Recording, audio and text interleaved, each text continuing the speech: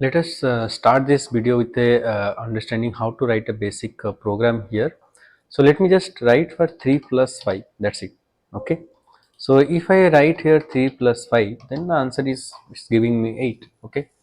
Now the thing is that every time I cannot write 3 plus 5, so it has to be through a variable, right? So for that, what need to do in MATLAB is just assign a variable and assign the value there. So I'll write x equals to 5, let's say, and hit enter. So what it will do, you can see in the workspace it is storing the value of x as the value is 5. Okay, so that's what happens here.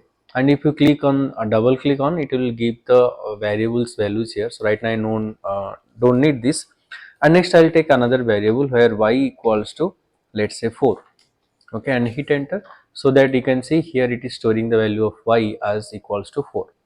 Next I want the sum of that. So I can write that z equals to x plus y. Simple. You can just write z equals to x plus y, and it will give the value as z value is equals to 9 here. And you can see in the output the z value is stored as 9.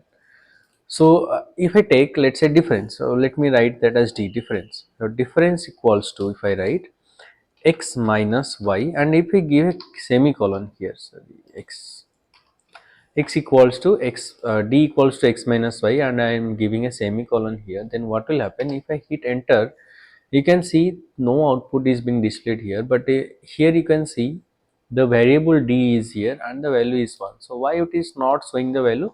So remember, in a MATLAB programming, if you give the semicolon as given here, so once you press the up arrow, then the previous command that you have taken, it will show. So if we give a semicolon, then it will not display the value in the command window as output. But if you remove the semicolon and run the same code, then it will give you the output here. Okay, this is a basic program here. So next, the multiplication, division, and all everything goes with the same way. So next is, let's say you have used xy variable for some work and you want to use the same xy variable for some other work, right? So how you can do that? Means you need to clear the variables or you need to delete the values, then you will use that. Otherwise there might be some ambiguity and you may get wrong result. So for that, there are three basic commands are there to make this command window clean and clear. So first I'll write clear all. Okay, so just write clear all, then what is happening, you see all the variables are gone from here.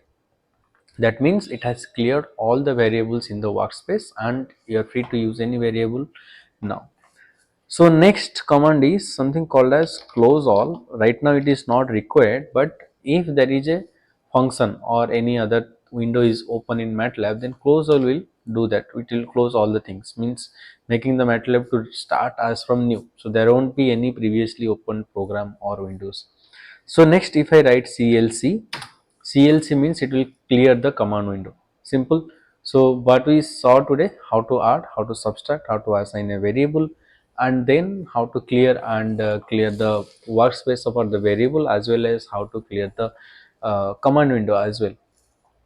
Okay, so in the next video we'll see that how to write a program and save it, because right now I have not saved any program. So you need to save a program if you are going to use the program for the later on, or some time other, if you want to use, you need to save the program. So next video we'll see that how to write a program which you can store it. Okay, so we'll meet in the next video.